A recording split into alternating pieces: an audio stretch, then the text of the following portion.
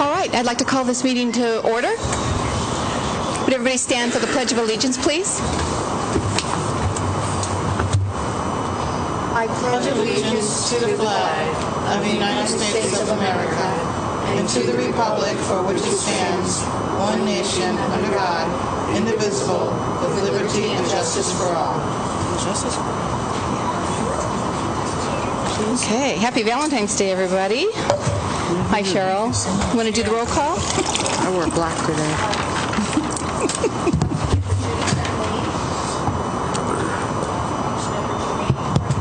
Present. Present. Present. Present. Present. Okay, do I hear a motion to excuse Judith tonight? Madam Mayor, I make a motion to excuse Judith Dunley tonight. Second. All right, I had a motion by Councilwoman Kinzer and a second by Councilwoman Cornegay, and so we will excuse Councilwoman Dunley tonight. Yeah.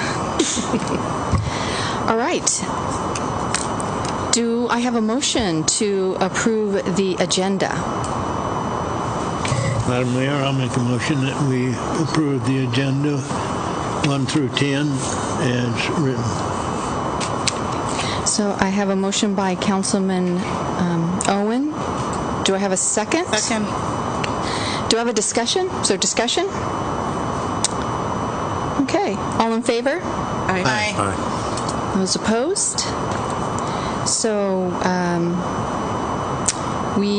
the council moved to accept the consent agenda items 1 through 10. All right. All right, well, tonight, in honor of the transition that's happening with the library, I'd like to, if they would please, join me up front, the trustees of the school library and also the library workers.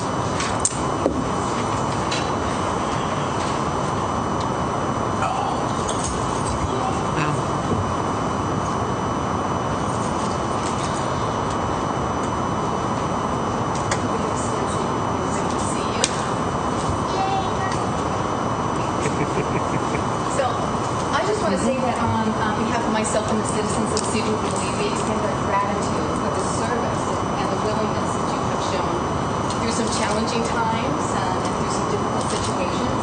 But as we all know, change is hard and change is painful, but you have facilitated that process of change in a very graceful way. And perhaps one of the most important tasks of getting things done in a community is to trust the process, no matter how difficult it may become. And you have shown both fortitude and courage with that process and seeing it through, which is why I think the city owes you gratitude. And it is my belief, truly, that once the library is built, people will come. And when they come, they will remember the troubles that we have, remember the disputes that we have, but they will enjoy the new library. And that will be because of your hard work and your commitment to see it. So I want to thank you all for making this happen. I know you still have one more meeting that you have to do, but I think show our thanks. Thank you.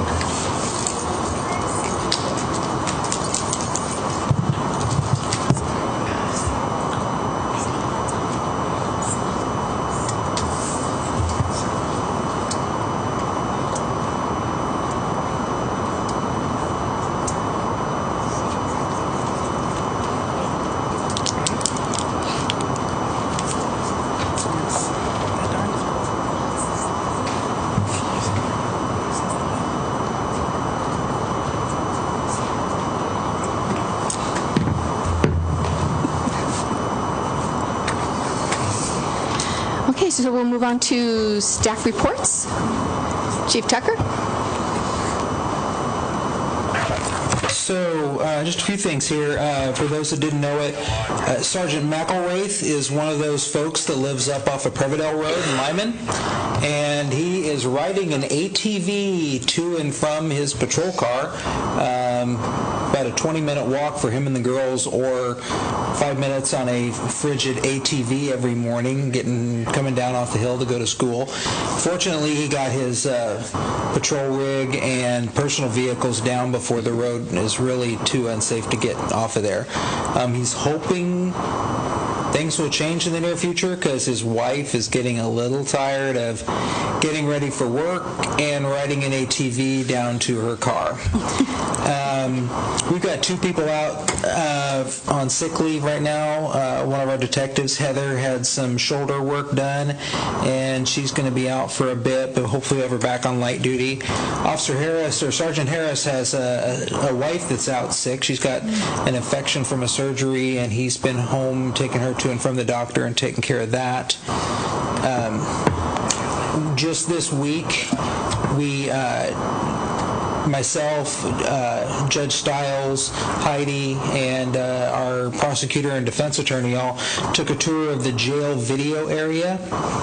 We're looking at trying to do some more, or some creative ways of getting our in-custody folks seen by the judge instead of driving our jail van over, picking them up, bringing them over here on a field trip so they get a 3-hour time out of jail to come hang around at our court and then go back. So we're working on some things with that, and not sure where we're going to go with that, but we started that process. This next week we're going to be getting some construction, carpet removed, and a few little odds and ends done on the police and fire areas. And that should last about a week. We're getting some more rugged and more like tile instead of carpet in our squad room. Our 24/7 work in and out with combat boots on doesn't do well on carpet. It's kind of wearing out faster than you'd think. This last Friday at about 1:30 a.m. we had a stabbing, a felony assault on John Liner Road, the 600 block of John Liner Road. Subject and his girlfriend got into a fight. She ended the fight by stabbing him in the back, and he jumped in her car, drove to United General, and ended up in Harborview with he's short one lung now, and he's supposed to survive, but he's not. He didn't fare well in that little bit of combat. However, he is one of our frequent flyers, so as soon as he's out of the hospital, he's probably got 180 days to do in jail. So he might actually be out before, his girlfriend might be out before he is. I'm not sure. Those of you who didn't know, the Sparkle Shop dry cleaning is closed, or closing. I think it closes this week. We still have wool uniforms to get cleaned, so I've gotten a hold of Glow Cleaners in Burlington. It pains me terribly that we have to go take just a few uniforms to Burlington, but they've been giving some pretty good service to Burlington Police Department, and we're going to be taking them uniforms to that business. Just this last week, I received a grant for $4,100 to buy 2 new preliminary breath testers, and that's from the Washington State Chiefs and Sheriffs Association.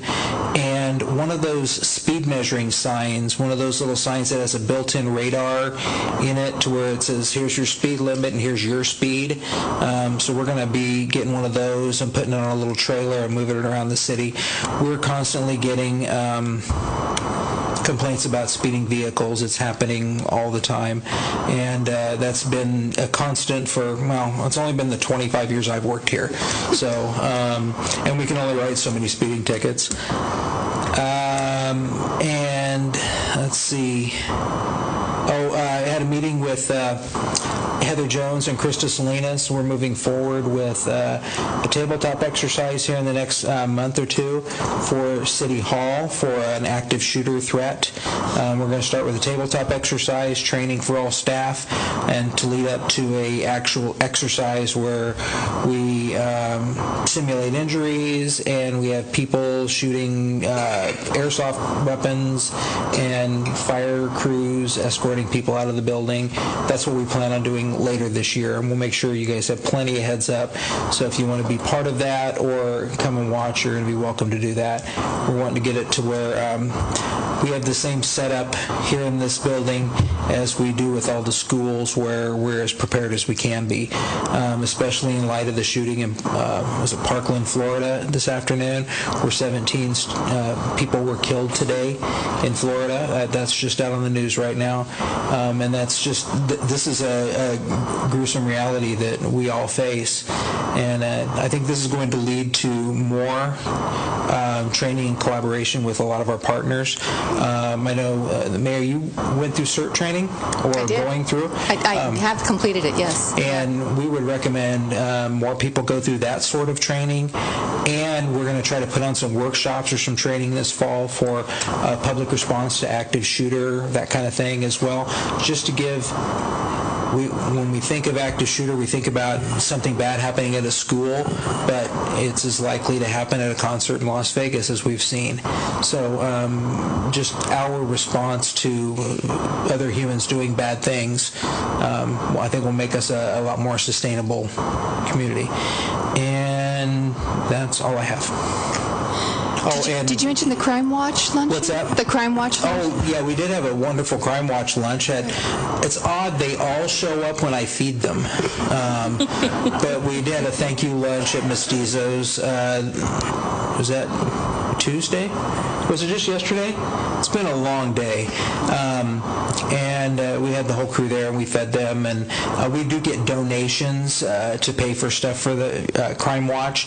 So from donations people sent in to us, we're able to take them out to lunch and treat them up and have a nice recognition for them being out and helping check our community every day virtually. And we're hoping to expand their duties in the next couple of years and get a little more training in for them. So, and I forgot to say, Fire Chief Klinger called in sick. He said he wasn't feeling good, not much sleep, and has got a cold. All right. Thank you. Madam Mayor, may I have a question for the chief? Yes. Thanks. Chief Tucker, I have someone in my ward that really likes data, and they had a question about our Sedro-Woolley Police Department speed trailer, if it has what he calls an IP or Internet Protocol address where that data is collected and could be viewed. The trailer that we have, it's lucky that it puts numbers up. Okay. But I'm not sure how this works. I haven't bought it yet. I've got $3,000 towards the purchase of this new sign, and a lot of those have that sort of data. Right. I'll take a look at that and see how we can. I believe the one I was looking at does have that ability to collect data. I know some people love that kind of stuff. I'm looking at results. The numbers aren't quite as important to me, but it could help us in pointing people in the right direction. So And I'll make sure it has that. I would, of course, try to promote you to put it on State Street between the stoplight and the last stop sign out of town heading east. We can hear some folks going kind of quickly on that straightaway. So thank you. At one point, I made a list of all the places that people complained about traffic, and I think it's somewhere between 60 and 70 spots in town where people have complained or we've had issues at one place or another. It is the most common nuisance complaint that we get. Thank you. And I can't give you any more excuses for Dean. That's all I have is sick. That's fine. Thank you. Mr. Coleman. So Joanne's been working on a large project for us that all the jurisdictions are working on with Skagit 911. We've been creating actual data points on every address for every building in Sedro-Woolley for the sketch at 911. So we did most of that work. Joanne did most of that work last year or the year before, and put it into a data set and submitted it to them. And now they're saying that they would like a lot more data on that. So Joanne's going to be going back down that rabbit hole, amending data. So that's going to take a lot of time, but it's an important process that all of the jurisdictions agreed to do with Skagit 911 to assist with aid calls. So it's just a lot of time, and so glad that Joanne's willing to do that for us. That's all I've got for today. All right, thank you. Mr. Freiberger? Thank you, Mayor. On your dais tonight is a late materials item that I would like to present for your consideration. I believe it was last week, the mayor, Aaron, and I met with DOT and David Lee to discuss the property transfer, which has been lingering for about the last 3 years. And as a part of that discussion, we also discussed revising the signal at SR20 and Ferry Street, the north signal. As you may recall, back in 2013-14, that went from having a dedicated left turn from 20 to Ferry to that motion no longer being allowed, as well as a dedicated left from North Ferry to 20. We've been advocating for revising that back to allow that left turn again for a number of reasons.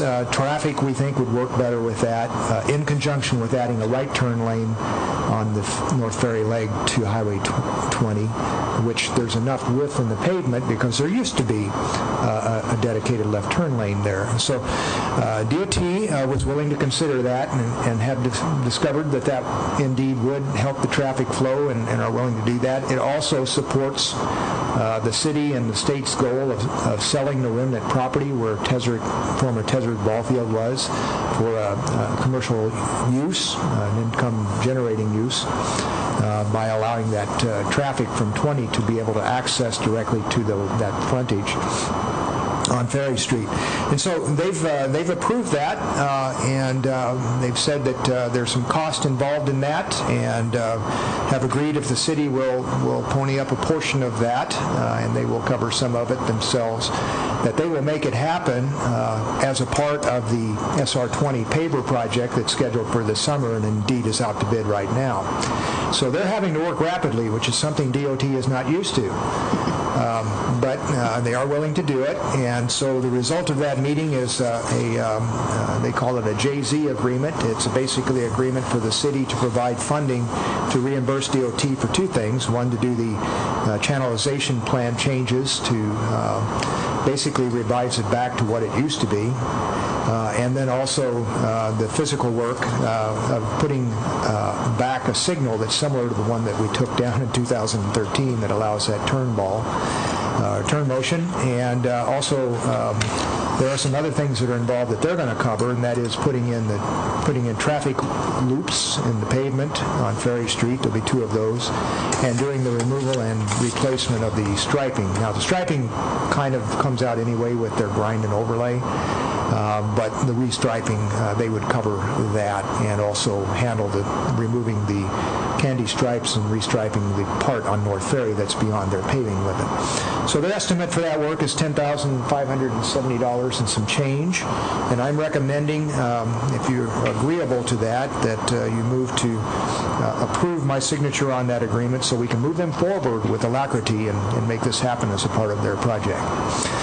We have funds available for that from the TBD. This is an arterial street, obviously, and a good use for those funds. I'll also look at other sources, too, to preserve those if we can. We sometimes have some ending fund balances available. It's not a lot of money. We can find it, I think, with a fair amount of ease in our 104 account.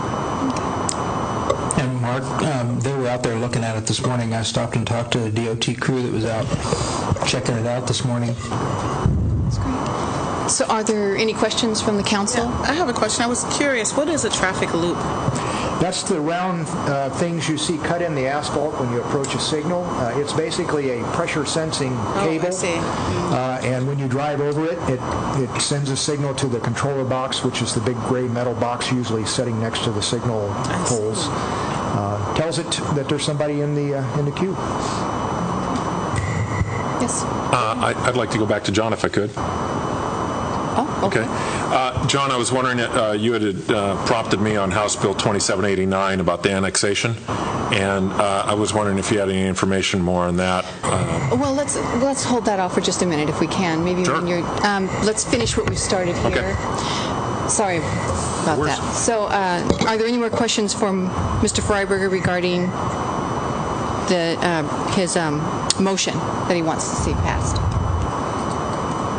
Madam Mayor, I move to authorize Public Works Director Mark Freiberger to execute the attached charge account agreement JZ-0037 between the City of Sedro-Woolley and the Washington State Department of Transportation for signal channelization work to be done at the SR 20 Ferry Street intersection in the amount not to exceed $10,520.11. All right.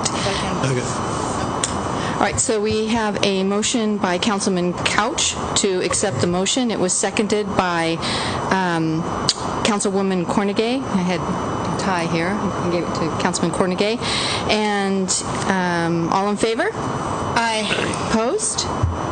So the motion carries to authorize Public Works Director Mark A. Freiberger to execute the attached charge account agreement JZ-0037 between the City of Sedro-Woolley and the Washington State Department of Transportation for signal and channelization work to be done at the SR 20 Ferry Street intersection in the amount not to exceed $10,520.11. All right.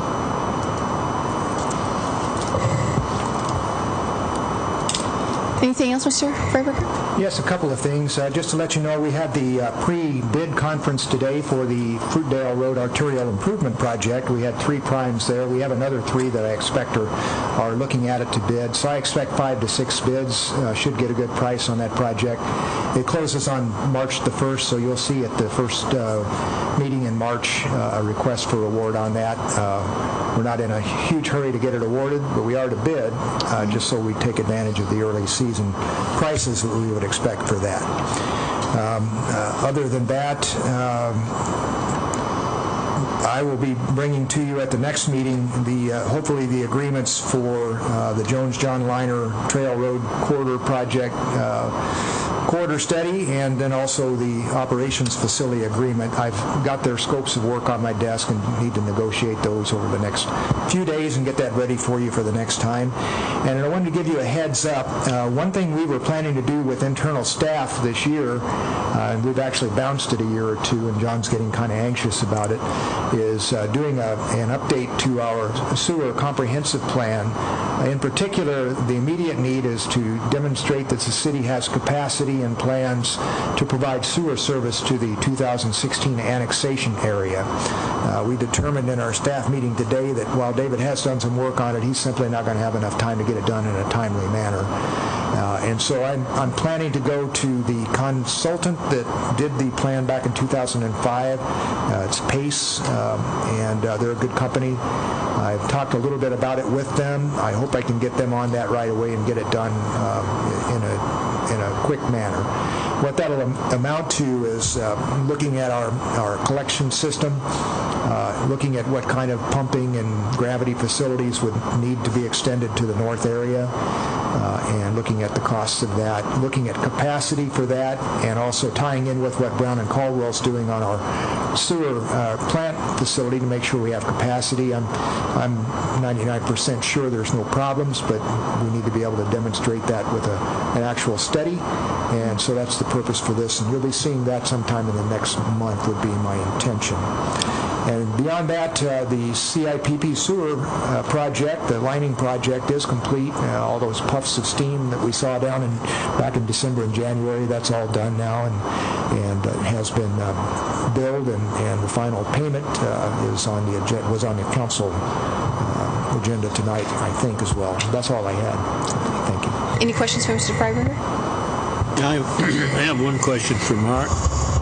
Kind of a off-course question, I guess, but the supermarket out here, what kind of a runoff system have they got to drain their parking lot?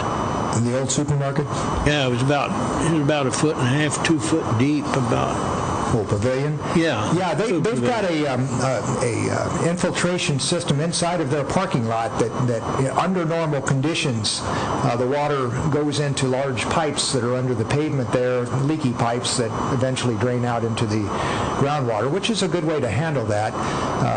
That system's getting a bit old, and I'm not sure how well it's been maintained. But during peak flow events, like we had 3.6 inches of rain here with a storm just before I got back from vacation, it simply can't handle it, so they end up with a rather large lake out in the middle. Now, they do have a pump station to pump it into the city's system out, the one we just upgraded on Highway 20, but they don't actually have a permanent pump. They have to bring in a temporary to do that, and it seems as their managers change, they forget all about that, and so sometimes they have a lake for several days until it actually drains down or somebody remembers, oh yeah, I need to get a pump. So that's what is happening there. Anyone else? So I actually have a question for you, Mr. Freiberger. So I was called to come sit by Morgan's and Woods Logging when the high school was getting out. And so, yeah, that's crazy. So coming up from the high school on Wally Street, are 3 buses that I witnessed, plus a line of cars that goes all the way down and around, wraps right around to the high school, and it prevents other cars that are actually heading south on Wally, to make a left, either on Warner or Talcott. And, I know that they're trying to redirect traffic, and that's a great thing, but that is such an awful corner there at State and Wally. I mean, the vehicles sit there for quite a while. So I don't know, is there anything on our radar regarding taking care of that or remedying that, or are there any possible solutions? Or I don't have anything I can tell you about it tonight, but I will ask David Lee to look into it. I know he studied that intersection in the past, not so much specifically for that traffic issue that you brought up tonight, but he's looked at it pretty carefully because of the turn lanes out there that are not really used properly. And so I know he's got a plan for restriping that as a part of his project this summer. But specifically relating to traffic, I'll have him look at that closer and report back on that. all right, thank you. And my friend thanks you too. I didn't realize it was such an issue. So I don't want to ignore you. Do you want to go back to Mr. Okay. So, yeah, House Bill 2787, the annexation bill, he sent me an email on. I've been kind of tracking it, and I was just wondering if you had further information, because it looks like it won't get out of the House of Origin, and it looks like it didn't even really go through the committee process. So is it something we're still concerned about? I was told by the AWC liaison that it's dead. Yeah. But you never know what's going to sneak out the back door someday. Correct. So I've been keeping an eye on it. I signed up for emails whenever there's any action on it, and I haven't received anything. Looking at the Washington State Legislature bill information. Right there with you. It shows a line from in committee to on calendar floor, but I think that gives its parliamentary procedures so they can pull it off the floor if so need be. But so you said it's 2787? 2789. 89. Oh, okay. Yeah. Okay. And it looks like the last movement that happened was in January 24th, and it doesn't look like it has much legs. So I was told it was going to be dead, and hopefully that is the case. All right. Still keeping a little bit of an eye on it, and just letting you know I'm keeping it warm for you. Thanks. All right. Thank you. Mr. Berg? Got nothing tonight. Okay. Ms. Nelson? I received some communication from the Washington State Auditor's Office asking if we would consider an early audit this year, as they had 2 weeks available that they needed to schedule an audit for. So, which is quite early because the report's not even due until the end of May. But we decided we would welcome an early audit and have a more pleasant summer. So the audit team from Bellingham will be here April 3rd through 18th. They'll be auditing the financial statements from 2017 and an accountability audit for 16 and 17, 2 years. And an accountability audit is compliance-oriented. Did the city follow its own rules, the state rules, the federal rules, a variety of things. They almost always look at Open Public Meeting Act, did the council hold the meetings where the public can come and listen, and, a variety of other things they tend to look at every other year when they come and do that. So as council members, you will be invited to attend an entrance conference where they'll talk about, here's where the risks are, here's what we're going to look at, and you can ask them to look at anything that you want them to look at, as long as there's enough time in their audit program to do that. And then you'll all be invited to attend the exit conference, which would be probably sometime after the 2 weeks after they wrap everything up, so you can hear about how the audit went, what exactly they looked at, what they found, and any recommendations that they might have. Any questions for Patsy? I just want to say thank you, because I know you work hard to prepare that so everything goes smoothly, so they're in and out of here quickly. Thank you for doing that. Thank you. Yeah. Well, I was always going to use my time to ask questions, actually. Okay. First, I wanted to recognize Commissioner Ron Wiesen is here. Hello.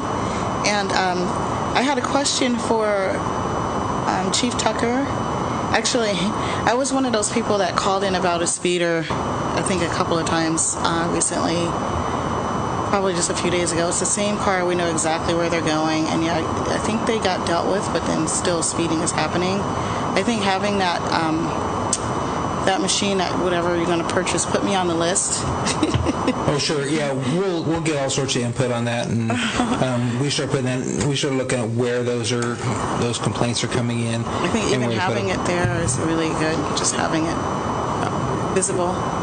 When the person sees me walking my dog or something, they slow down. But when I'm getting out of the car and they don't see me, they're just flying down that road, and it's really dark where they're flying, and I'm just afraid. And of course, we don't have any sidewalks right there, so if somebody's walking in the night, they're going to be in the dark right there. So that's what's scaring me. Right. And I had a question for John too. I went home for lunch today, and when I came back to work, there was a building missing. That little red. I was curious if you could fill us in on that. I was curious about that. I've never heard. It didn't go missing. It was demolished. Yeah, it was just not a building, and none of the structures appeared to be, per the purchaser's purview, did not appear to be of any use. So he's just demolishing them now. It's just what he wanted to do. No secret story to it at all. It's in You think he could have commercial. rented it out for a while he figured out what he wants to do with the property, but I guess maybe it's just a liability being a vacant building. So he elected to just tear it down, had a demo permit and everything. But the property is still for sale, right? No, it's been purchased and This guy's purchased. I was saying. and it's being looked at for mixed commercial use. Yeah, thank you. That's it. That red barn looking. Actually, did have horses there. So for a while. right here at the corner of Murdoch. Murdoch and 20. Okay. Kitty corner from North Cascade Veterinary. Right, okay. So, anything? No, nothing tonight. Councilman Owen? I have nothing. Councilman Hi there. Dion? Yeah. Thank you very much. we've been quite active. Enjoyed the chamber lunch last week, and I just wanted to say kudos for an outstanding presentation of the state of the city to our mayor, who presented before a full room of the chamber, and I felt really well received, and I was hoping you could talk a little bit about that a little more, and I could reserve my other comments after that. I'm putting you on the spot if you like. Put me on the spot. I'd rather not. Okay, all right. I'm sorry, I didn't mean to make it awkward. No. But I'm glad we could participate that and also help promote the city. Additionally, joined the mayor at the Helping Hands Food Bank Tour on Saturday, which we had County Commissioner Janicki attend, and also U.S. Representative from the 1st District, Susan Dilbeni, where we looked at the old food bank and got to show off the upcoming new food bank on Wicker and Fruitdale, and exciting to see the changes that are happening there, and also to have the robust support not only from our city but also from the county and also federally. So it was great to see. Additionally, looking forward to our new Riverfront Park, new caretaker home coming in at Riverfront Park, and what a great accommodation we have for the folks that serve our city there. And like to see us continue to promote Riverfront Park as a place that people from outside Sedro-Woolley can come and enjoy, especially our summer series of concerts, and also promote the RV hookups that are there for folks that would like to come and enjoy our quality of life for a little bit. Additionally, I was contacted by The Cub, which is the newspaper from Sedro-Woolley High School, which they had some great questions about our process here on council of the vacancy appointment, and really enjoyed Ms. Henderson's questions and responded to her probably more in depth than she cared. Because I gave 3 examples of everything. And then finally, a couple weeks ago, the last day of January, was pleased to join our city attorney and manager and also our mayor for a trip down to Olympia, where we could talk with folks about our legislative agenda here for Sedro-Woolley. I think it's really important that we keep an eye out, as John did with annexation. Also, a bill that also didn't get much legs dealing with our Main Street program, and just the hard work that we see that our past mayor and now state senator is putting in down in Olympia to advocate for Sedro-Woolley, and we do appreciate that and want to help in those endeavors. We met with our delegation not only from the 39th but also with committee chairs and other policymakers down there that have that control of the budget that we are seeking to get to help out Sedro-Woolley. So it's been an active 2 weeks, and I'm glad I was able to participate with the team with our legislative agenda and also in promoting Sedro-Woolley. Thank you, Madam Mayor. Councilman Couch. Thank you, Madam Mayor. It's nice to be here in person and participating over the phone from Spokane. Glad to be done with that, and it was good to hear that Officer Lowe had a successful equivalency academy down in Burien, and we got to compare stories and about our training experience. So congratulations to him. I want to thank Commissioner Wiesen for being here, and since you are here, I want to thank you for the work that the county's done to help the people in Lyman, including Sergeant McElwraith. There was equipment on Lyman Hill today, and they were breaking ground on a bypass road, so those people can get some relief. I do hope that relief's coming for them. I've heard stories of people that are running out of propane, and Sedro-Woolley providing fire service up there for 12 hours a day. It'll be a relief for, I'm sure, our fire chief to know that he can get equipment up there if needed. So thank you to Skagit County for acting fast on that. It's greatly appreciated. I did have one question, and Jermaine kind of hit on it. walking path that I do from my house involves part of Sap Road. It's extremely dark from about Tony Splain's driveway to where the curb ends at that comes around from Reed. I'm not sure if there's some stuff we can look into with street lighting there. I guess if I, could probably pick a better way, but I'd hate to see somebody get hit there. If they hit me, I'd probably total the car, but if there's something we can look at with that. And then, Aaron, I just wanted to check with you to see if we had, where we might be sitting with the Main Street proposal that we heard from Ian. Yeah, so on the Main Street front, the next step in that process is we've got a team going to the Revitalize Washington Main Streets Conference in April. So I think what we're likely to see is we've got the mayor going, we've got Councilmember Kinzer going, and then Ian, as well as another member of his board. So the city will send those four over.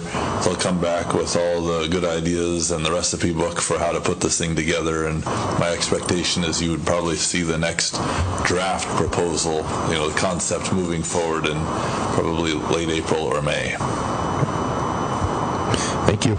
And I just wanted to thank the mayor for the opportunity for my committee appointments, and I greatly appreciate the committees I was put on. I think you put a lot of thought into that because I definitely fit well with the committees I was placed on, so thank you. You're welcome.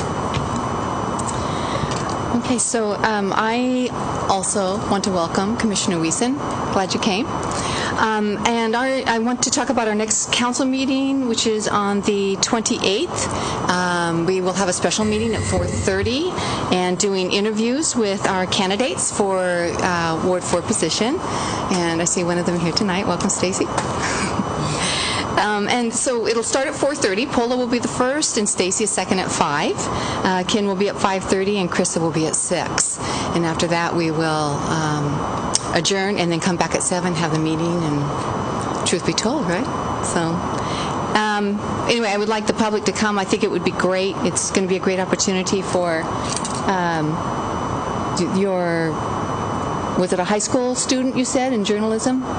Yeah, it might be great for them to come and take in that process. I don't know if you've already sent email to her. Yeah, all right. So I also want to mention that next Tuesday I'll be heading down to Olympia along with others to give testimony on Senator Wagner's Bill 6349, and I will be staying there because the next day I will be at a Mayor's Exchange Conference in Olympia and coming home later that night. I wanted to thank the chief for inviting me to the Crime Watch luncheon. That was a great opportunity to meet those individuals. I have not had a chance to meet all those folks, so it was fun to sit there and visit with a lot of them. I greatly appreciate the energy and the time that they give for volunteering, and they're a great group. So thank you for inviting me. And Sergeant Blunt heads that up, so she's kind of the driving force behind that. Well, I'll still send a thank you to her then. Thank you. Yeah. And then I would also like to welcome Libby Gibbs. She is going to be our new caretaker at the park, and she starts March 1st. And that's about all I have. So moving on, we have public comment. I will open public comment at 7:44.